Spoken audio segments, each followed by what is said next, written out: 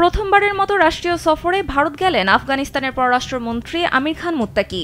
এর আগে তিনি রাশিয়া সফর করেন। ২০২১ সালে আফগানিস্তান থেকে মার্কিন সৈন্য হটিয়ে ক্ষমতা গ্রহণ করে বর্তমান শাসক গোষ্ঠী। সরকার গঠনের ৪ বছর পেরিয়ে গেলেও একমাত্র রাশিয়া ছাড়া অন্য কোনো দেশ তাদের স্বীকৃতি দেয়নি। এ অবস্থায় আফগানিস্তানের পররাষ্ট্রমন্ত্রীর ভারত সফর বিশেষ গুরুত্ব বহন করছে। যদিও এখন পর্যন্ত আফগান সরকারকে আনুষ্ঠানিকভাবে স্বীকৃতি দেয়নি নয়াদিল্লি, তবে প্রতিবেশী দেশের সঙ্গে সম্পর্ক বজায় রেখেছে। ভারতের পররাষ্ট্র মন্ত্রণালয়ের মুখপাত্র রণধীর জয়সওয়াল জানিয়েছেন, জাতিসংঘের নিরাপত্তা পরিষদ কমিটি আমির খান মুত্তাকিকে এই সফরের অনুমতি দিয়েছে।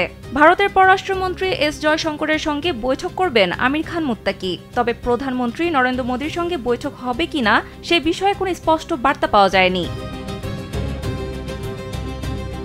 আমির খান মুত্তাকি এমন এক সময় ভারত সফর করছেন যখন মার্কিন প্রেসিডেন্ট ডোনাল্ড ট্রাম্প আফগানিস্তানের বাগরাম ঘাঁটি দখল নেওয়ার কথা জানিয়েছেন।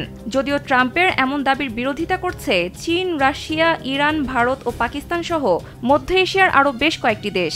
সম্প্রতি রাশিয়ায় আয়োজিত মস্কো ফরম্যাট কনসালটেন্স এ বাগরাম ঘাঁটি দখলের বিষয়টি নিয়ে বিশেষ এক বৈঠক অনুষ্ঠিত হয়। ফলে এসব বিষয় মাথায় রেখে মুত্তাকির এই ভারত সফর বাড়তি নজর কেড়েছে। দুই দেশের কি স্বার্থ রয়েছে তা নিয়েও অনেকের আগ্রহ তৈরি হয়েছে।